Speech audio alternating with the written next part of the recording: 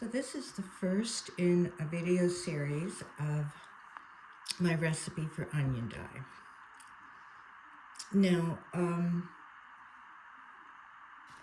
I don't make it the way it seems that everyone does on the internet.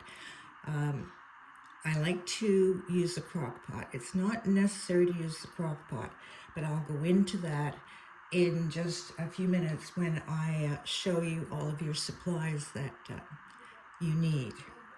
Now, the purpose of the onion dye is twofold. Mostly I use it as a finishing for my rugs. I have a video on my YouTube channel that shows you how to do this. And what you do is basically you use a diluted onion dye that you make. You put water with it, or you do not put water with it, depending on which batch you're using, the dye from what batch. But then you just use a brush. You dip it in the dye and you just put it on. If your front of your rug looks good and you're happy with it, then you would just put some maybe on the back. And this is how you get that old and aged look. This is onion dye on the back. This is onion dye on the front. It sort of blends the colors together more. And then to press it, you use the wet rug and you press with your hands. And I have a video that I'll link that shows all about this. Now, the other thing is that absolutely you can use onion dye to dye your wool. The problem is the amount of wool that you're going to dye.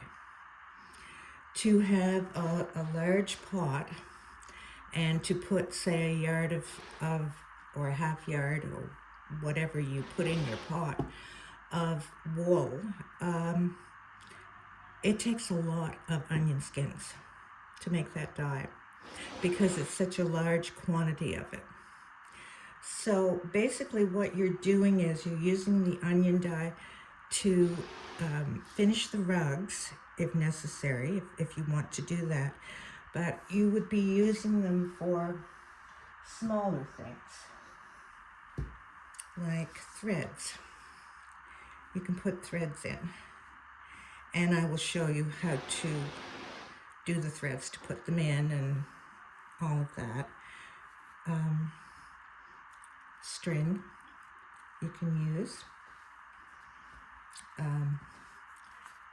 Thin wool, this is candlewick yarn, something like that you could use.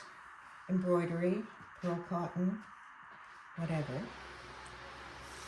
But the other thing is, you can, if you're doing a penny rug,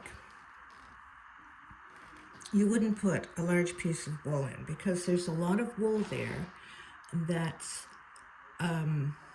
going to be thrown in the garbage after you cut your circles. So it's not necessary to cut that. You try to have the least amount of wool as that you don't use for whatever rug or whatever you're making, an applique piece. So what you would do is you would cut your squares for your pennies. Now, these aren't cut square, but you would just cut so say like that. And you would cut with your rotary cutter just the squares so that your circle fits there and there's not a lot of extra wool or waste on the side. And then you would put them in your dye pot and you would dye it that way. However, I have, and it's on my blog, I believe it is. I have done cut pennies. I just take pennies that I don't like the color, and I put them together, and I put them in the pot. When they come out, they do have some fuzzies around the outside. They will be fuzzy because of being in the water and then drying them. And I have a special way to dry them. So if you're making a very primitive rug, you could certainly leave them, or you could just trim them up. It's a lot more work to dye cut pennies than it is to cut your squares and then cut your pennies. And by the way, when you cut your squares, you would put, I don't have it here, but you would put your circle on.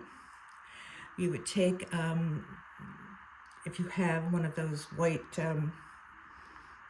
chalk pencils, or the ones that disappear or something like that, you just trace around that. Take whatever you're using for a template off, and then you would cut. It's not necessary to do the freezer paper. Everyone was so much into freezer paper and tracing the circles on the freezer paper and then cutting them out and then all of that. But that's just not necessary. Not necessary at all. Okay, so we have that done. Now, the other thing about onion dye is it is really nice to dye cottons, to dye blends. Let's say you have, like I did with the coats, the suit coats, the men's suit coats, some of them were blends. It will still dye. It will not dye, give you a strong dye, but it will still dye. Think of the onion dye as a stain. What you're doing is you are, for instance, if you were eating something, or if you were drinking a glass of wine and you spill it on a white shirt, it stains it. Usually what would happen is you would take that shirt off, you would treat it right away while it's wet and get it out. And even then, sometimes it's difficult to get out. But what you're doing with the onion dye is you are staining your cloth, whether it's a rug or it's a piece of cotton or it's your thread or wool. You are staining it, but you're going through another process to lock that stain in and keep it there so it's not going to come out. Even if you treat it, it's still not going to come out. You don't just use the onion dye straight, you use other things with it, and you lock that color in. So now I will show you, I have a few things here. This is pieces of blanket that, of course, I don't, that there's no way I'm going to use that in a penny rug. That possibly, but it's still a little too bright.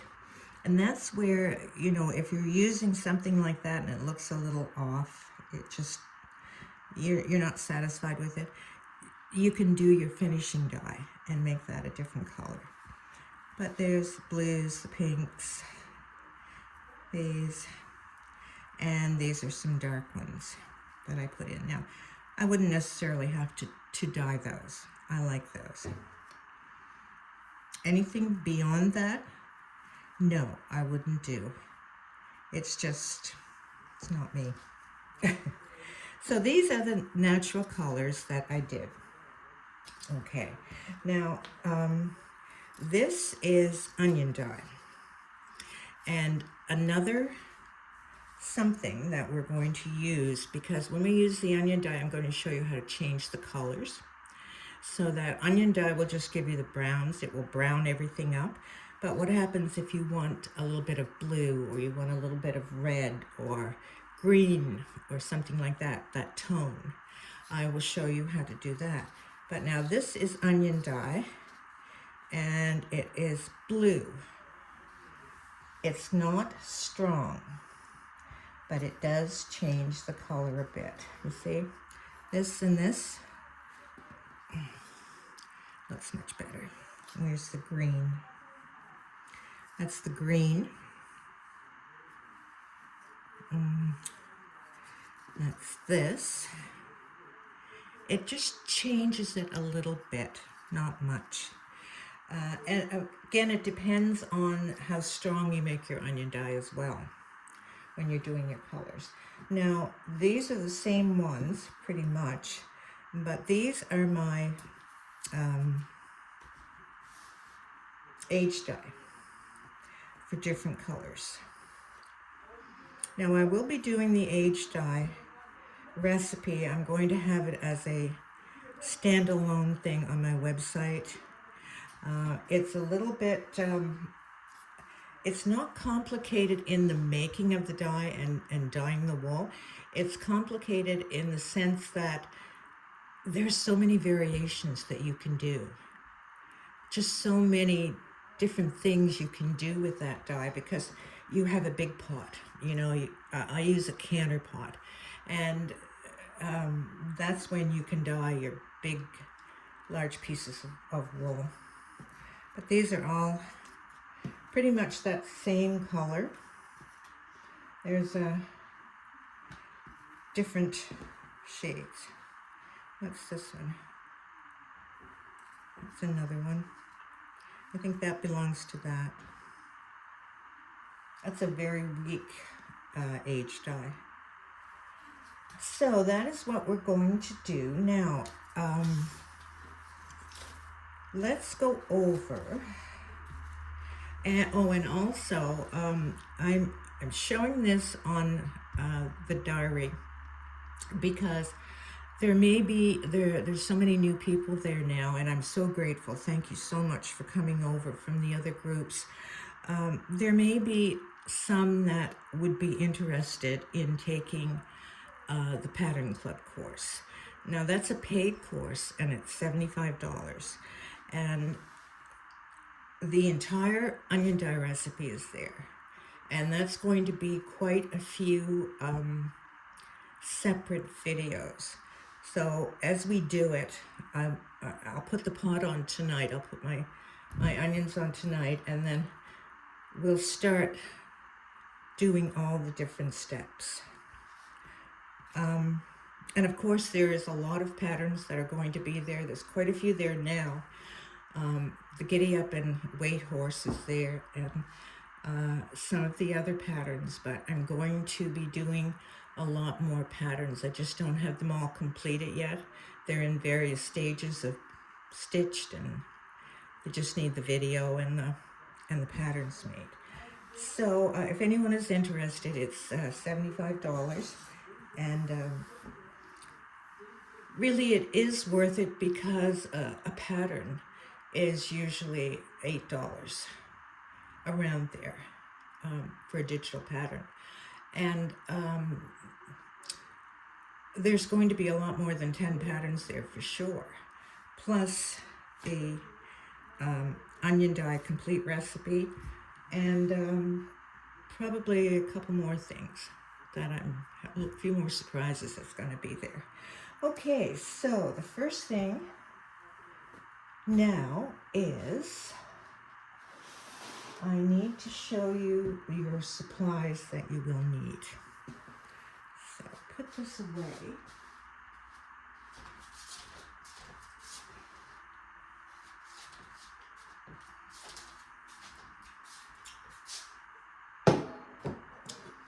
First, of course, is your onions.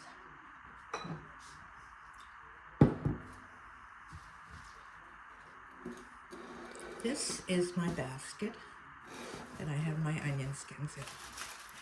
Do not flatten and scrunch up your onion skins.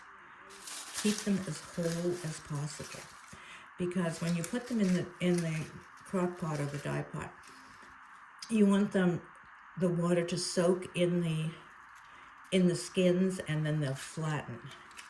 You don't want little tiny pieces. Of course, you use the tiny pieces because it's difficult not to get them, because there's some little ones there, like that. You still use those, but for the most part, don't scrunch your onion skins, if that makes sense. First thing is, we're going to show you what to keep for your onion skins. So, this is how they come here in Nova Scotia. What do they say?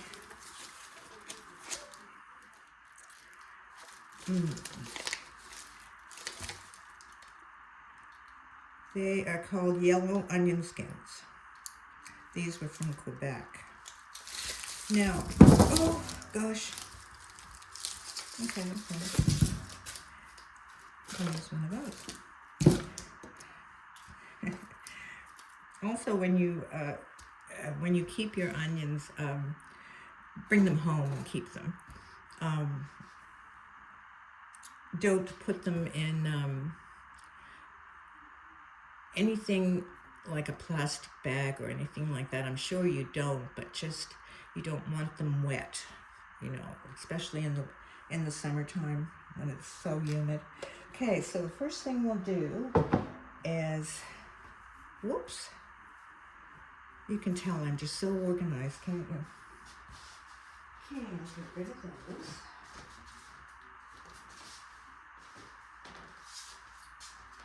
Now, I wanted to tell you, when you store your onion skins, I have mine in a basket, but do not put them in plastic, as I said. Do not put them in plastic or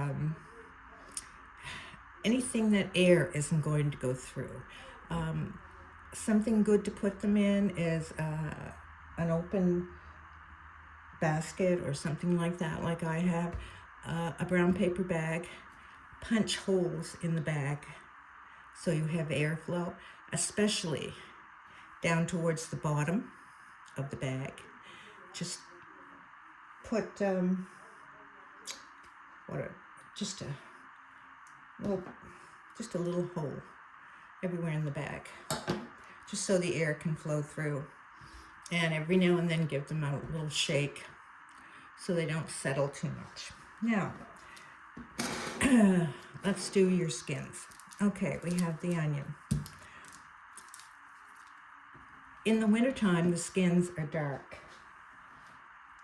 In the summertime, when they're first taken from the ground, they're very light. So the best time to gather your skins, of course, is in the wintertime when they have a lot of color in them. But still, they still work. So what I'm doing is I'm taking the bottom off.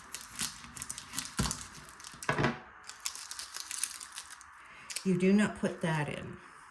Do not put the bottom, or you do not put the top. And then you remove your skins.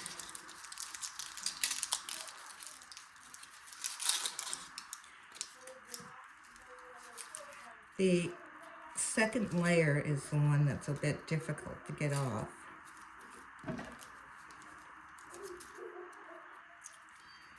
So I just try and put something to peel it, and then the skin will come off.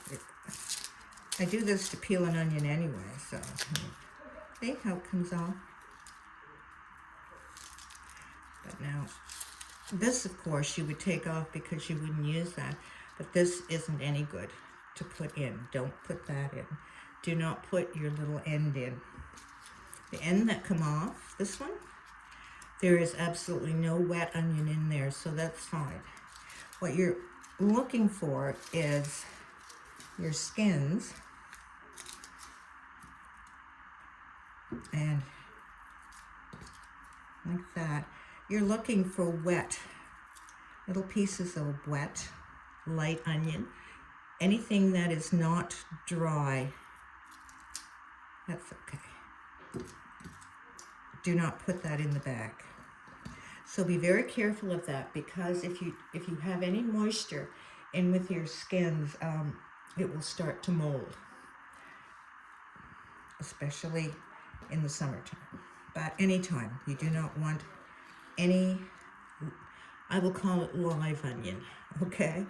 Any onion part that is not brown and paper thin. And very careful of the ends. That's where a lot of people have a problem, because they just cut the end off and they think, oh, that's okay, I'll put that in. But there's just a little bit of tiny moisture in there, and wet onion, and that's not good. Now, like that, you can't put that in. Even though there's brown there, it is still wet. It's not crunchy. Do not put anything like that in. That's very important. Now, as far as gathering your skins, you can go to the supermarkets, of course, and you can check the bins and maybe put one onion in and clean out their bins, that sort of thing. The other thing is you can freeze onions. So if you just want to, like a bag of onions, a 3-pound bag of onions, you probably need 2 bags for the crock pot. And I don't know what they are. Sometimes they're 99 cents for 3 pounds. Sometimes they're $1 something, sometimes. So you can freeze, you can take all the skins off, and then you can freeze your onions. And I was listening to a video, I think, or TikTok or something. And apparently what you do is, if you have some favorite recipes that has onions, you cut your onions to the specific amount for your recipe that you make over and over, and then that's all you have to do is freeze them, and your onions are ready, and you just dump them in. So that is that for the yellow onions. Now I have to put that in.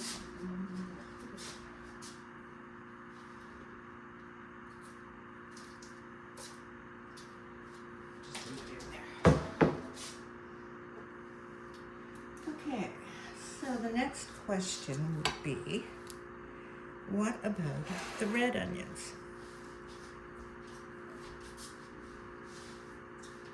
Red onions are the same.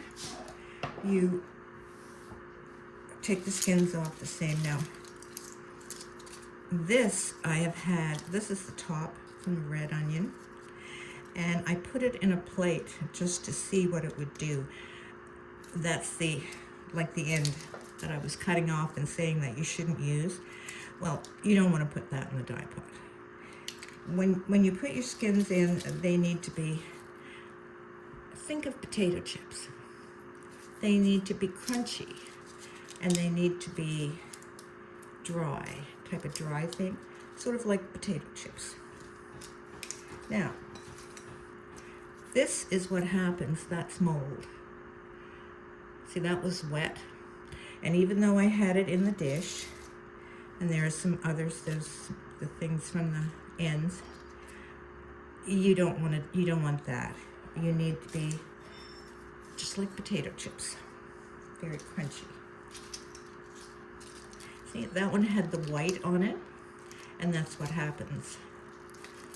It's leathery, it's not crunchy. So you need to watch out for that. So the thing about the red, I would not mix yellow and red skins unless you just have a few left over and you're dyeing some wool and you're not really interested in the color and you don't want it for your finishing. Then you can just put it in.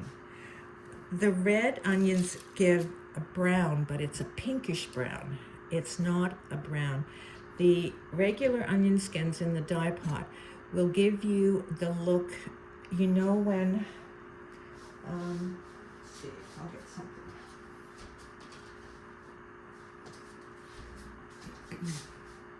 There are times when you have vintage linens and they're stored and they're not moved for a long time, and sometimes they get these little brown places where they're folded, like they not in here, but they're age, like it's a very light age spot on it. That is what the yellow onion skins will do. As far as the red ones, I wouldn't use it for that because it's not going to be that really nice old aged brown color. It's going to have a pinkish brown, and we're going to do some a pot with just the red and then compare. We're going to dye the same wool in the yellow and then the same wool in the red, and we'll compare. But I would suggest you do not mix them. Now, put these in my basket. Well, no, just put those in there. What am I saying? Okay. Now, okay,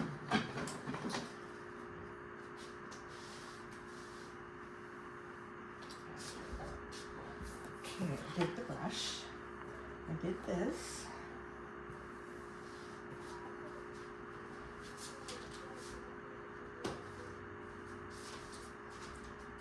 Okay, as far as your crock pot, the reason I like the crock pot is because it has even temperatures.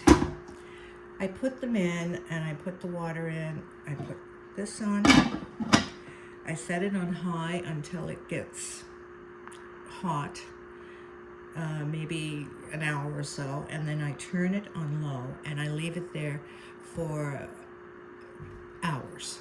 Like if I put it on in the morning, I would leave it there on low pretty much until I go to bed, and then I turn it off and keep it in the pot. Or if I'm doing it at night, I'll put it on low and leave it overnight. It takes a very long and slow heat to bring out all of the dye, and that's only your first batch of dye. You're going to be doing that with the same onion skins in this pot at least 2 or 3 times. You will take the onions out, take the dye out, put the onion skins back in, put more water, and do it again. So you get as much as possible out of those onions, because for people that don't like onions, it's difficult to get enough onion skins for a dye. You don't want to do it once and then just throw that dye away, because there's still more dye in the skins. Okay, so if you don't have a crock pot, you can do it on the stove if you do it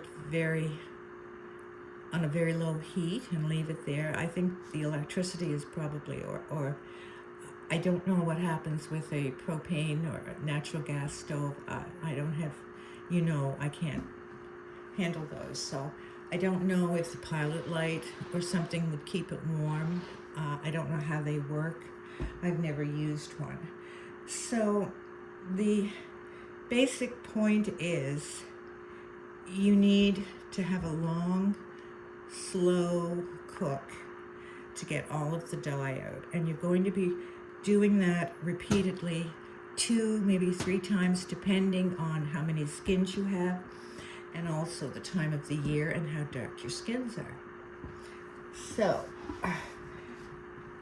as to using your crock pot that you have food in, no, I wouldn't do that, because we're going to be using the crock pot and putting some chemicals in with the dyes. So absolutely no food in your crock pot. It doesn't really have to be a crock pot. If you have some sort of an appliance, or you can find one that's a bit larger and it has an adjustable temperature to keep that low heat, that's fine too. Okay, that's the crock pot. The next thing that we need are a few supplies. Now, the supplies are not the recipe right now. I'm going to show you what you need in order to work with your dye. You need old towels, old something. They don't have to be towels, but I use towels because they're absorbent. If you use sheets or something like that, they don't absorb the water.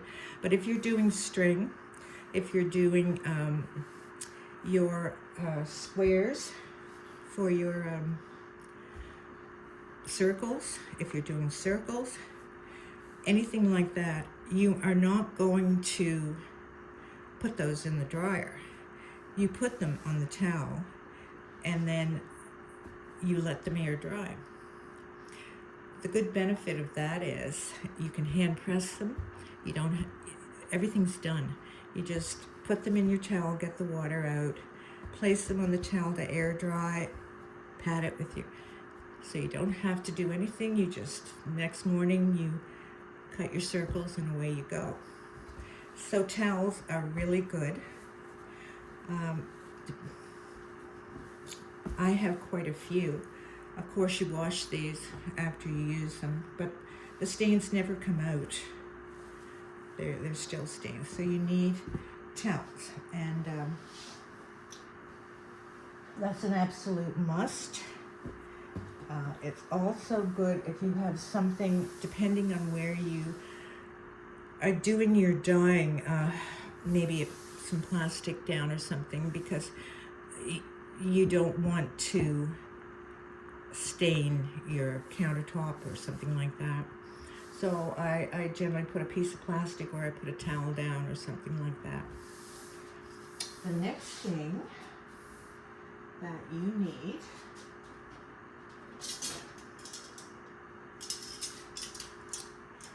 is a strainer. Now, you can use the plastic, cheap plastic ones, you know, the colanders, stuff like that. I like this. I think this is dollar store. The one thing you need to be very careful of, can you see that? I don't know if you can or not, but there's a hole there. I have to get a new one because it will go, if I put my fingers there and put it a certain way, it'll punch in my fingers, and it's string or something like that. It's pretty good now. It's not that big, but it's time for a new one. You know, the string will catch on it, things like that. So you need a strainer. Strainer, it would be good if you have a strainer that will sit on top of your dye pot, that doesn't go in, because your dye is going to be up here. You need something to just sit above that, because this is what your onion skins are going to be in and drain from. Okay, so we have that.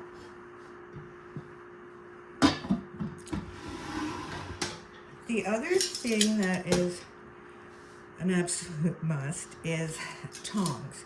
Now, just a second, I will get some tongs.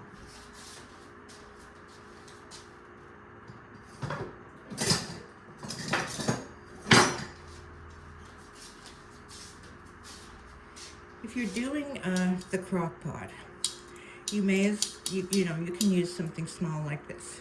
It has to be small. Okay. The thing is, though, your tongs have to be above your pot. I'm gonna get that in there. You know, you just have the tongs in your pot. You need your hands and something good to hold on. You don't want them close. If you can, it's a good idea, because I'm sure you're going to be doing my aged dye recipe when I have it out, and I'm sure you're going to be using your big dye pots. If you can happen to find tongs like this, You need tongs that when you put it in, now I use a canner. When I put these tongs in, it goes high. So I put them in and I take it out. These would be absolutely no good to take wool or anything out of my canner pot. They're too small. But they're good for this. So if you just want to buy one set of tongs and you happen to find these, they're good. The other thing is they have the thing on them. Like that. It's not really necessary, but it holds them together, and these don't. Oops. Okay, so we have the tongs and the strainer. The next thing that you're going to need, or I suggest you have, and it's really cheap, is a dishpan. Just a plain old dollar store dishpan. You need something that when you take the wool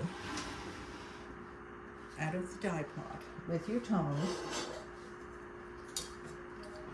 you are not going to use your hands. Your hands do not go on wool or anything while it's hot.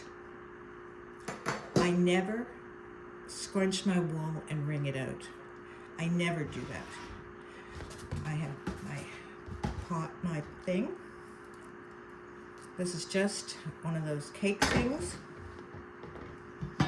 So let's pretend that we have wool in here. Can you, I don't know if I'm on the video. So we'll pretend this is wool. And this is in the dye. So we're going to take our tongs, we're going to lift it, put it on here. That's it. It stays there until all the water is out. The water goes in the dishpan, and then you can save whatever is in there for your dye. You do not take it out, put it in water and rinse it, and you're wasting dye. There again, you're wasting dye. So you drip it, leave it till it's cold or not hot. Then all the water is out. It's in your pan, and you would just take that and put this back in here, put water in that, rinse it. Then you can take the clear water out. And of course you rinse it until it's clear, until the water is clear. But good thing to have is your pan and this. You don't need a plastic. If you have a metal or one of the older white ones or something like that, even if you have a pot, but a pot is usually round, so it depends on how much wool. Now this, if the dye pot had wool in it, it would be quite a bit here. So your amount of space depends on your amount of wool that you're taking out of your pot. Now, when I use my acid dyes, I have larger ones, and I put them in the sink. I put this in the sink, and then I put it over it, and then the water goes in, and that is good dye water that you will use again. So I think, let me see. The other thing you will need is, let's get this out of the way. I've got a full cupboard here.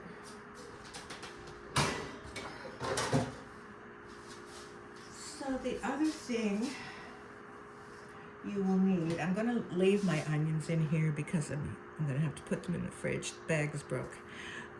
You need a measuring cup.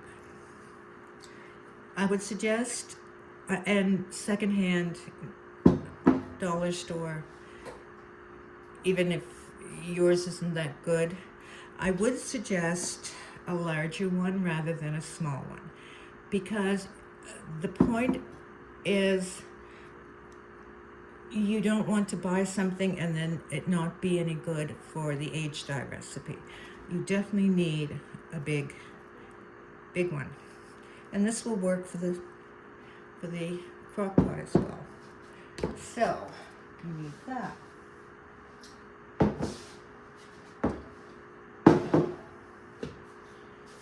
What I use to wash all of my wool, I even use it in the washer, is this. If it's good for birds, it's good for wool. Good for feathers. Okay. Cheesecloth. That's optional, but there are times when you may want to take your skins and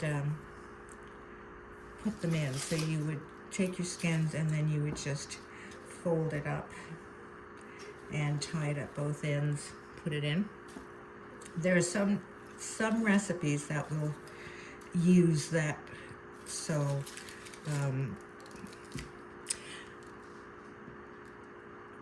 probably if you use things like pantyhose and things like that, you could probably use it for that, although they're not very wide. So I used to use the laundry bags. They had a zipper on them. I bought them at the dollar store. They were mesh. They're hard to find, so I've just gone with my cheesecloth, and then I just rinse it and reuse it. Not all the recipes will need this, but there are a few that will.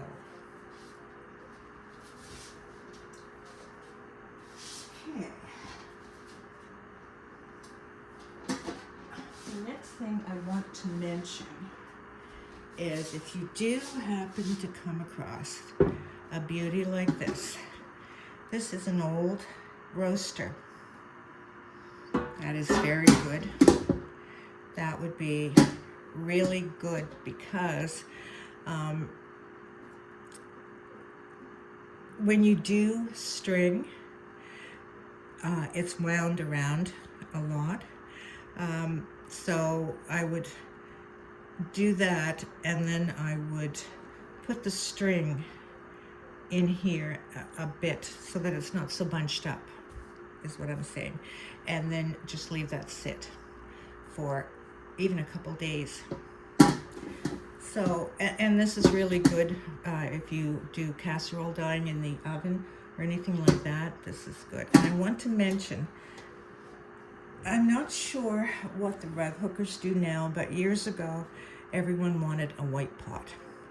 You wanted a white pot because with a white pot, you can see when your dye is clear. You really don't need that because you have this. If you're using a canner pot, it's dark. This is dark. You can see that, you know, the crock pot is dark inside. You just dip it in, dip it in and check how much dye is left. Normally with these, you don't even have to do that because you can see the water. But with a dark pot, you have to use your cup and take it out and check it. So, but I'm not sure where I got this, but I just love it. I only use it for dyeing. It's so nice. Okay.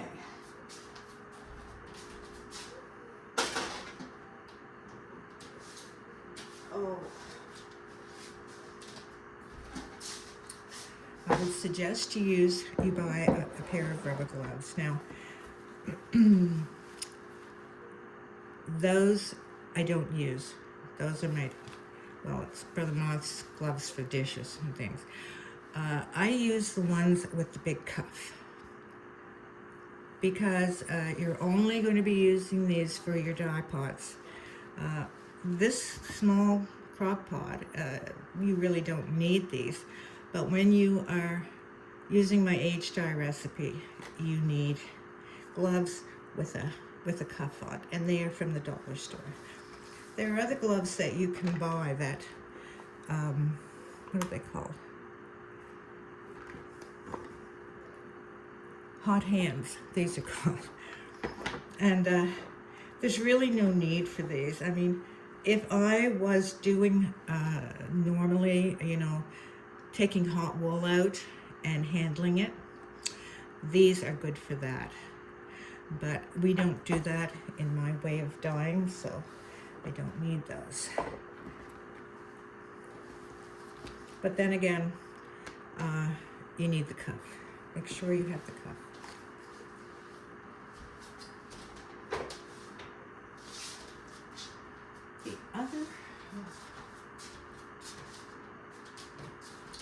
The other thing that you need, and this is a must, is you need glass jars.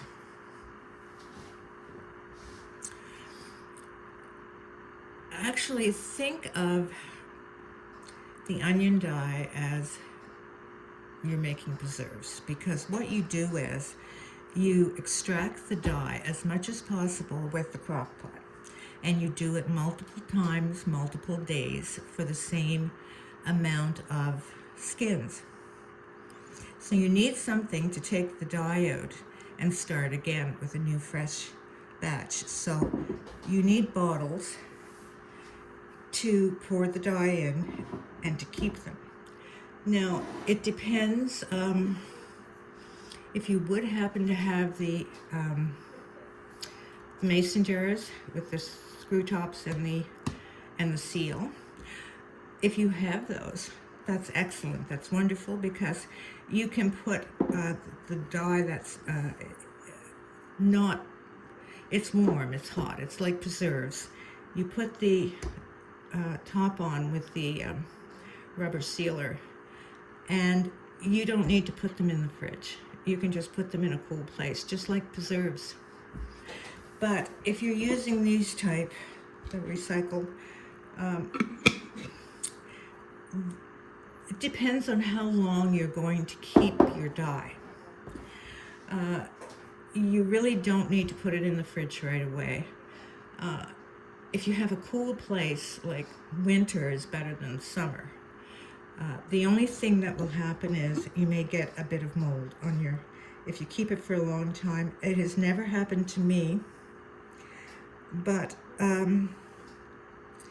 that's what you would watch out for. So if you can keep it in the fridge, it's good, or a cool cellar or something like that. And then again, it depends on how long you're keeping it. I've had onion dye that I've had for probably 3 years in a glass jar, and it didn't mold. It was still good. I could still use it. So you need glass jars. The other thing that you would need to write on your jar, the date and what batch it is it batch 1, batch 2, batch 3, whatever. The other thing that you're going to need jars for is to test your colors to see if you have bleeders. Bleeders are wool, threads, whatever, that the color is not set. If you put them in hot water, the color comes out. Now, I've put red string in here. Let's see what I have here. I have to look at my video. I have, what did I do with that top? Let's put this on. By the way, I love these pickles. They're not as good as homemade, but. So you can tell that there is a little bit of color there. Now what you would do is you would take the string out with your tongs.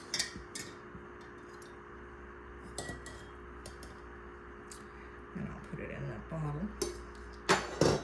Then you look at your water, and it's pinkish. So some of the dye came out.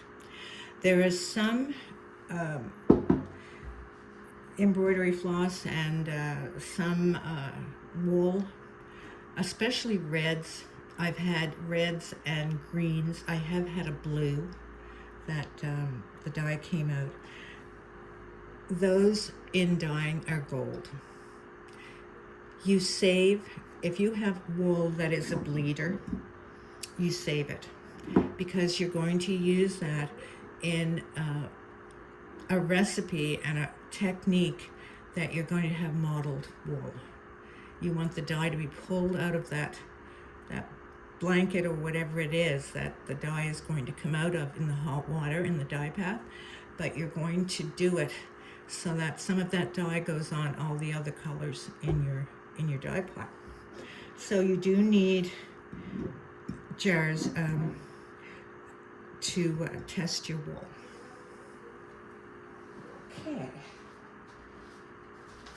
Did I forget? And now we are down to the absolute basics of the recipe. By the way, the other thing I wanted to mention, if you are using acid dyes right now, you're using the regular acid dyes and the way they use them, and spoons, things like that. You can also use that with your onion dye. But there are other things that are natural that you also can use to change the color, and you don't use acid dyes. Now,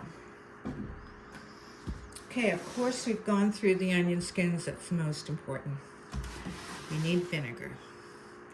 You use lots and lots of vinegar, and this was $1.50, and when it's not on sale, it's $2. So it's very reasonable. One thing I wanted to mention with the vinegar. This is something that I always do no matter what recipe I'm using. I take a paper towel, and I didn't put much on because I don't want the vinegar here. But I put vinegar on a paper towel, and after I wash any of my dye pots, whether it's the canner, whether it's this, I take this and wipe it down before I put before I make the dye. That's so if there's any detergents in there, if there's even some dye left from the last dye or something, that will take it out. And I always do that. I don't do that with my utensils or anything, but I do that. So white vinegar, absolute must. Now the other two is my preference. You use salt in some of the acid dye recipes. You add salt with it. Most of the dyers say it doesn't matter what kind of salt. I don't agree. You definitely do not use table salt because it has the chemical in it, the iron type thing. What I use is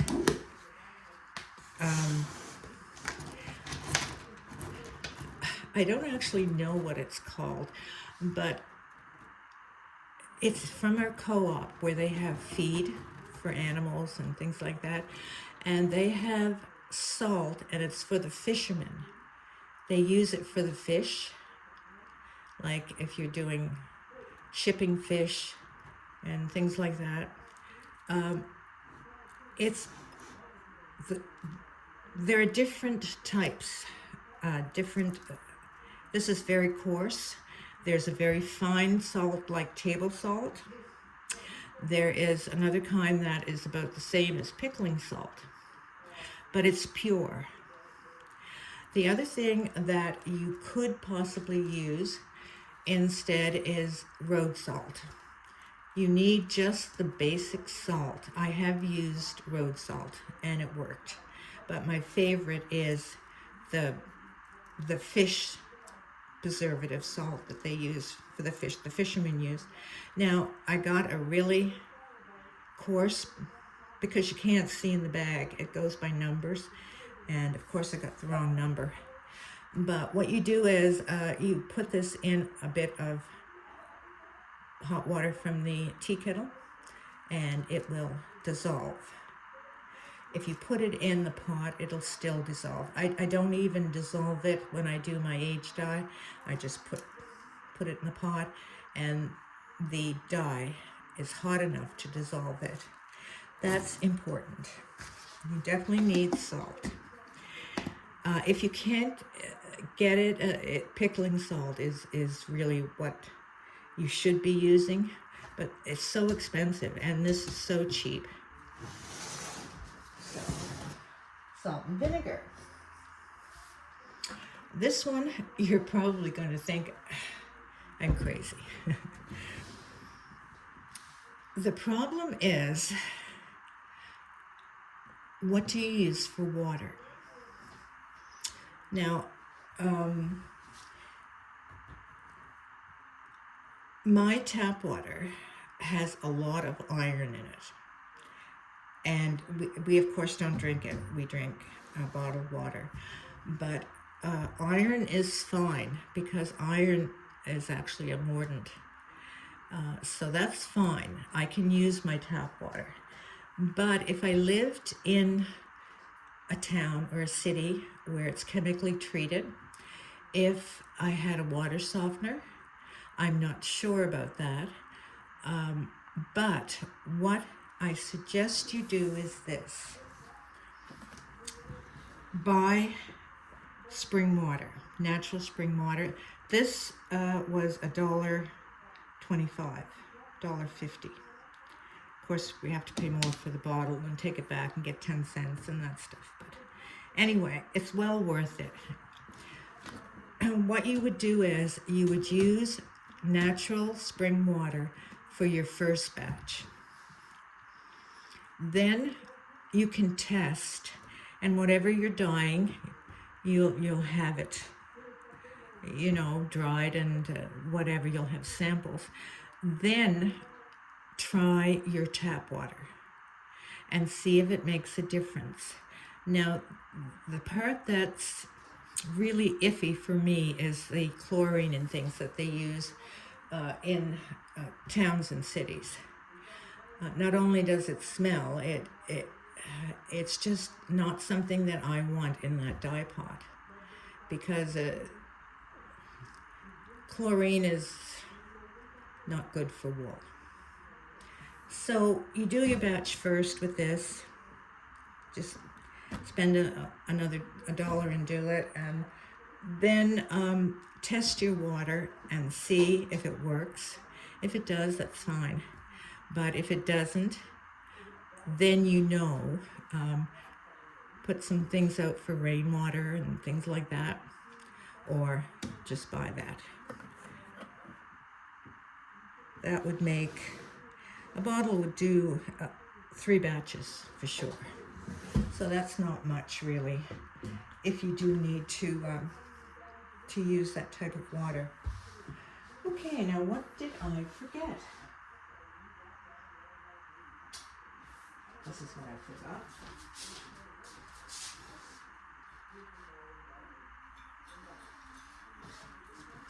Now, there are going to be variations, and it's going to be quite a few videos for this. First, what we do is we take the dye from the skins. We have the dye made. Then we're going to actually dye string. We're going to dye wool. We're going to dye pennies. We're going to dye cotton.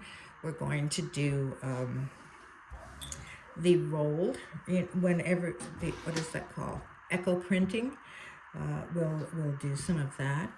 Now, as far as mordants go, there are quite a few types of mordants, and everyone is saying alum.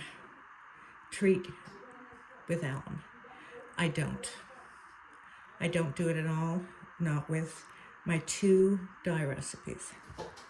But there are other things that you can put in as a mordant to change the color. The problem is a lot of the mordants brighten. You don't want bright in the type of dye that we're making and the look that we want. You want it dull. You want it old looking. Now, this is copper. Copper tends to brighten, but it's also good for turning green. This is an old pipe, and Brother Moth just cut a piece off. Got a couple pieces. It's an old water pipe. I'm going to try it. I've never tried copper, but this copper is not shiny and bright. And I'm very interested to see what happens. It's got old on it. I don't know what it is. But of course you could clean it up with a scouring pad or something and make it bright. But it's good inside. So I'm going to be using copper. I have no idea how it's going to turn out or what it will do. But the other thing that is pretty standard to use is the same as they use in echo printing is iron. If you have iron. Now, you do not need to put the iron, actually, you don't need to put, this is an iron, this is a railroad spike. I have a huge box of them. You don't need to put that in there. You can put your iron in, again, one of your jars, and you can make your iron water so that you'll just take a measuring cup or something and put the water in and not the actual iron itself, piece of iron, in the dye pot. Now, if you're doing the echo printing, of course, you need the different things that are iron because you're looking for the patterns. So, the other thing is elastics. Of course, we're going to need elastics. So, that's done. What else did I forget? I think that is just about it. I believe so. So, again, I'm giving this to everyone in the diary. And if anyone wants to join, then you need to contact me and I will send you an invoice. But we'll probably be going the next 2 weeks doing this onion dye. It's going to be that many videos.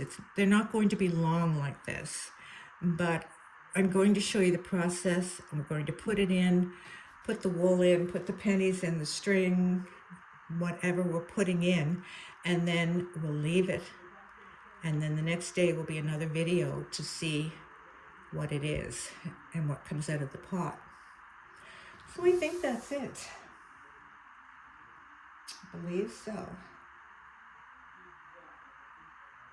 Did you ever leave the house and have this feeling that you forgot something?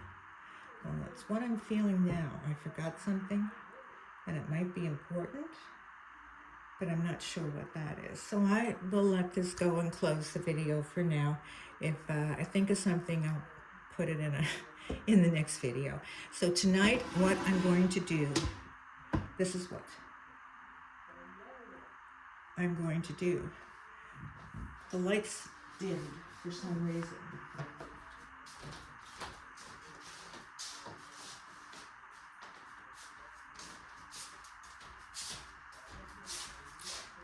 I am going to fill the pot and put my dye pot on. So I will plug it in after the video is over, and then we'll see what happens tomorrow. Now, you see how gently, very gently you put those in? You don't just scrunch them up like this.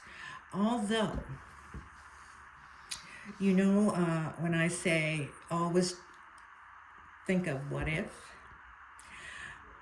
You can buy natural dyes. You can buy natural onion dye, but it's a powder. Now I am wondering, and it's a powder that's very similar to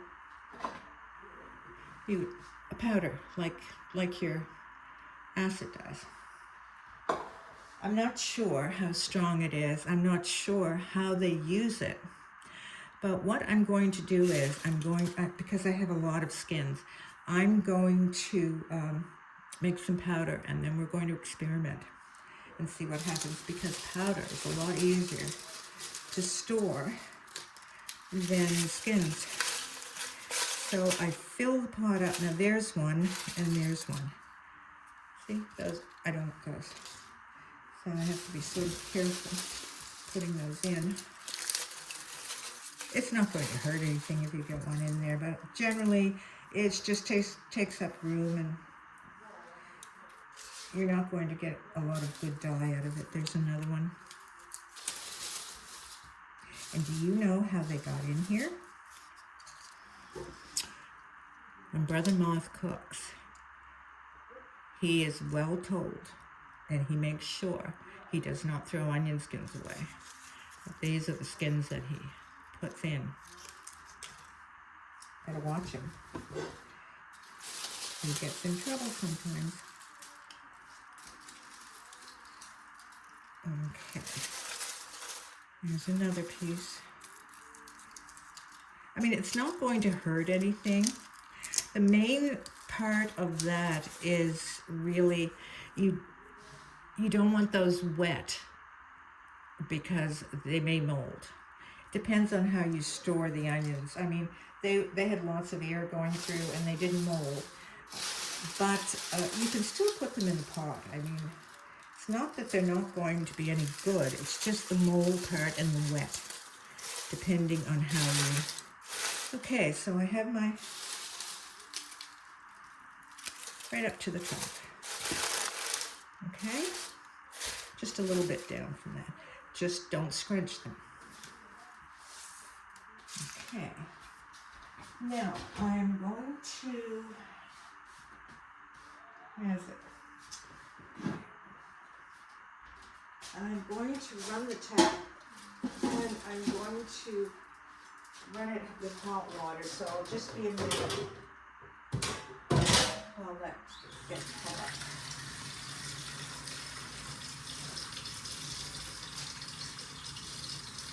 I measured Hupper Solo, there's no writing on it.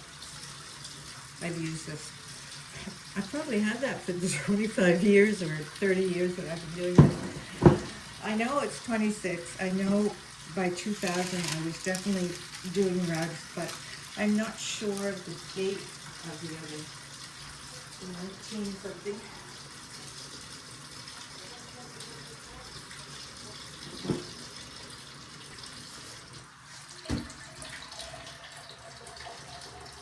So the other thing I want to mention is be very careful when your pot is hot.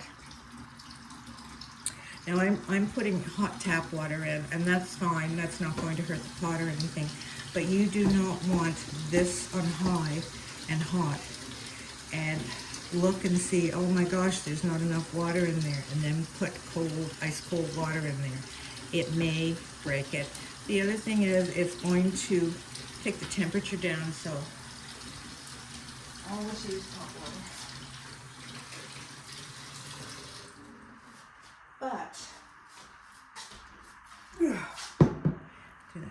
But if you're using this, of course, you don't need to heat it because your pot's cold. This is room temperature. That's fine. It's just be very careful if you put this. Room temperature should be fine, and it depends on how much you put in. But you know that, of course, you don't put cold on a hot pot. It might break. Okay, so just going to gently pour that on.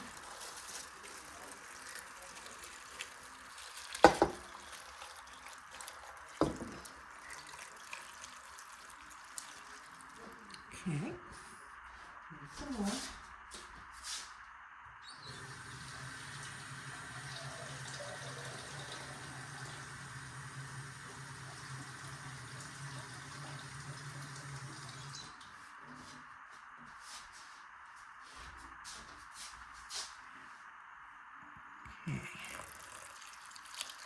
So it really does make quite a bit of dye. And seeing that you're going to be using these same onion skins and do, for sure, another pot, or maybe 3. I'm going to try 3 pots. So that's 2 of those.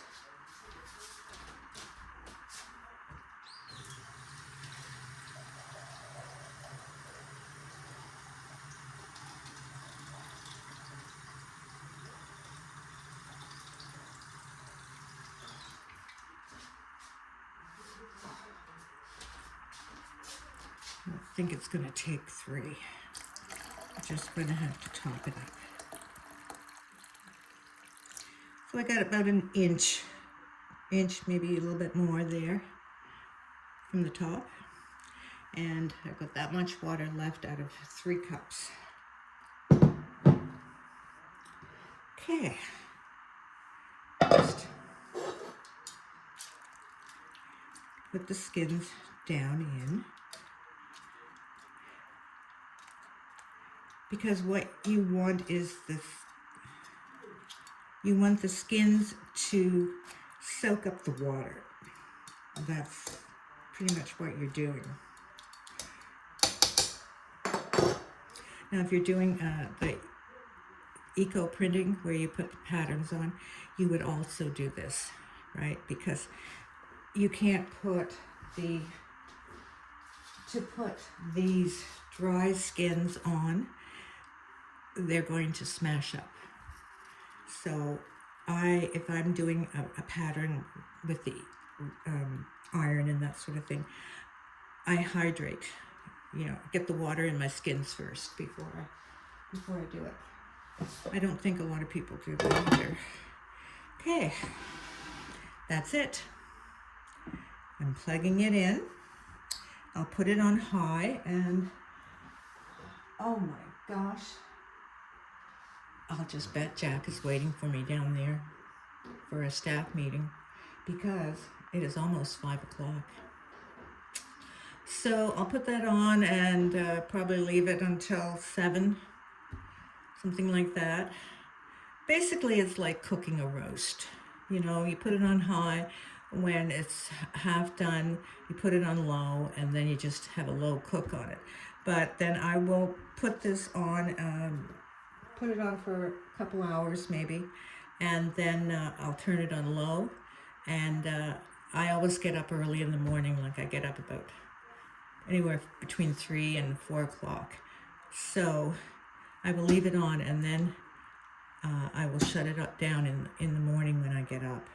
And that's it. That's the first batch of dye ready to go. So once this is cooked tomorrow morning, and then I will do a short video, and we will put it in the bottles, and we will do the onion skins and redo it. So I think I've covered everything. If not, it will be in another video. Thank you, everyone. Thank you very much. I know this is a long video, but this probably is the longest one. The other ones aren't going to be that long, but you know me. I can't do short videos. So good night, everyone, and thank you so much if you've stayed with me until the end of this video. Have a wonderful evening.